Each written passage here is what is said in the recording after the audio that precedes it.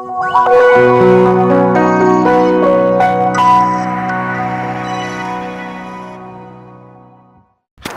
call you on the cell phone, I am talking to the cell phone, it turns that into energy. In that energy that comes to you, then your phone actually turns that into a different sound energy, and then you can actually, your mind, then the brain of course comes into the picture, right? It's the same way the human body is the same way, it's just like a cell phone, it's just like a tool, and the mind is the operating system, just like a computer. And our purpose is to communicate with each other as well as working with the universe.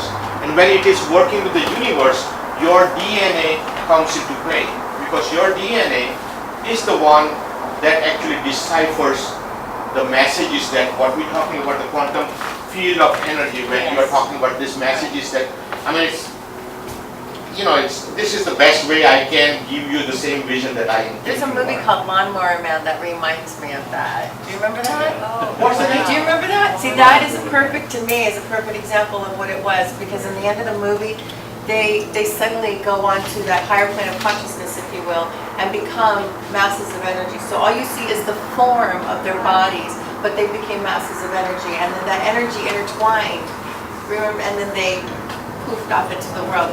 So when you talk about how we perceive one another, it's what we create in our mind, but we're really just these cells, grains of sand, if you will, that have been put together, and it's how we perceive it, just like... And the yogis come from, or yogis in India, is a totally different world than what it is here, because they are in a different world. They don't have any, they have given up on everything. They not, I shouldn't say given up on anything, but they are so much deep into the self-realization that they don't want anything to do with the material world. Whereas we in the Western world, we want to be the urban yogis. We want to have everything, we want to have a nice car, nice house, nice everything else, and yet we want to be, and nothing wrong with that. That's absolutely who we are. And that's what we need to work with, because you cannot be them and they cannot be us. Because the way I like to say is like a fish, you know, lives in the water. But a dog can swim in the water, but it cannot become a fish. So we cannot become them or they cannot become us. We are two different, you know, people. We are conditioned different way. We have different things. Nothing right, nothing wrong about it. Whatever you are doing is the right thing. At this moment, you are exactly where you are supposed to be. And your spirit is going to guide you to get where you have to go. We are all being led the way, but if the problem is, again, being in the resistance, we want to create reality in a different way. Your spirit is taking you in a different direction, and so there is constantly pull and tug. And as long as there is pull and tug, we are going in a wrong direction. Diving from the plane, so once you dive, the first few seconds are really scary and all that, but once you let go, everything starts, you start to float, and then you start enjoying that moment. So it's like that, same thing with the life, Once we let go of the resistance, then everything starts to fall in place, right? Any questions? Yes? Would it also be letting go of attachment? Desires, attachment, like Buddhist stuff is the desire, attachment, we all are going to be attached one way or another with something or other. You have to decide what is right for you, the attachment, what attachment is right for you. For you, something might be attachment, for me, it might not be.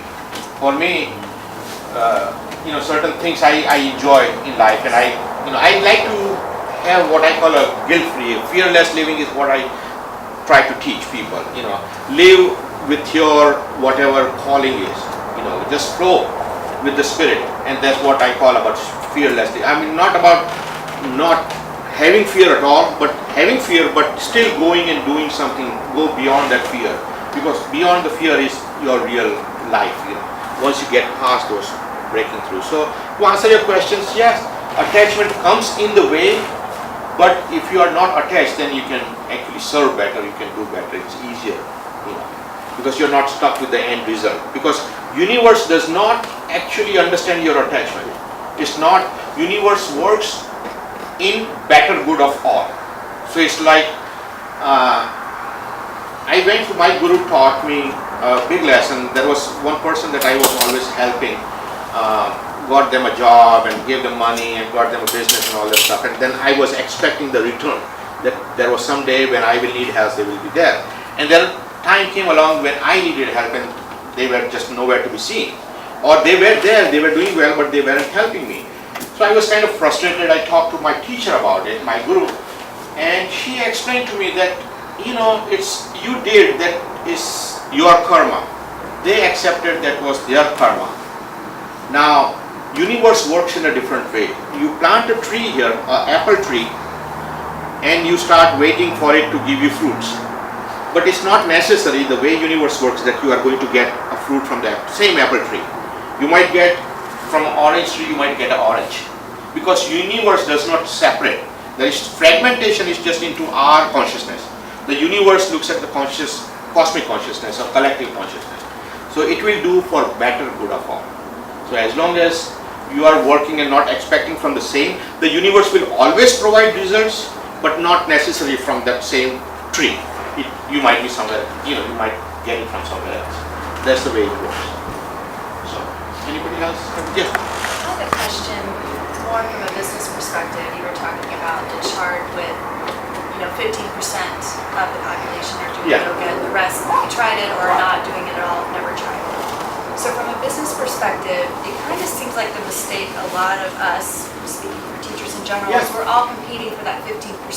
Exactly. Instead of trying to look at how do we bring people who have maybe never tried yoga or have misconceptions about it into yoga.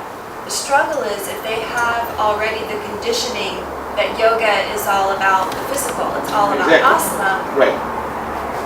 How do you reach those people when they think that's what yoga is about? So I'm just interested in your perspective on that, of what's the best way to maybe bring those people into the fold while still meeting whatever expectations they may have. Her answer, what's the answer? The first thing, we take out the attachment out of it. What service we can provide or what problem we can solve, then eventually that is what is going to bring you the business. Because it's not about us or what we want to, see, we always trying to sell, but it's not about selling, it's about, now the whole market has changed. What has happened is we have to create something about ourselves and we have to present ourselves, whether through the social media or, it's like creating small bits and pieces and with your own message, that when it goes out, it's there. It's, people will find you, so you are not selling anymore, people are purchasing or buying from you. Your services they are buying. So that's, that's the way I see it, that, you have to change the perception about the business anymore, because that landscape has changed totally. So there is additional services, because not always people are coming to, in our situation, that they are coming to us for necessarily, to get fixed. People, you'll be surprised how many people just come for love, affection, attention is what they are looking for. They just want to be, they're not necessarily healed because they find love. I mean, this is one of the 6 human needs that gets taken care of. When you are, so that's basically what we are talking about.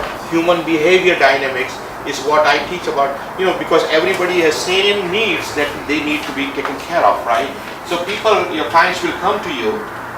We were talking yesterday, right? Something that they don't really want to get fixed. They come there just for the attention. I have a student, we are doing the teacher training and we were talking about it yesterday. She does Reiki healing. And same thing, the 75-year-old lady, right? That's her student and she comes to her to get Reiki and learn a little bit of yoga, but she just doesn't want to do anything, just wants to sit there and talk. And, so that's basically what, people, so it's all individual stuff what we are trying to service. It's a service that we are providing. We have to figure out exactly what each one of us needs. Thank you, Raja. It was very, very good training, very understandable. We're looking forward to be on your training again. Thank you very much. Hi, my name's Mike, and I just attended the lecture by Raja. Found it very informative and thought-provoking, and enjoyed the conversation after.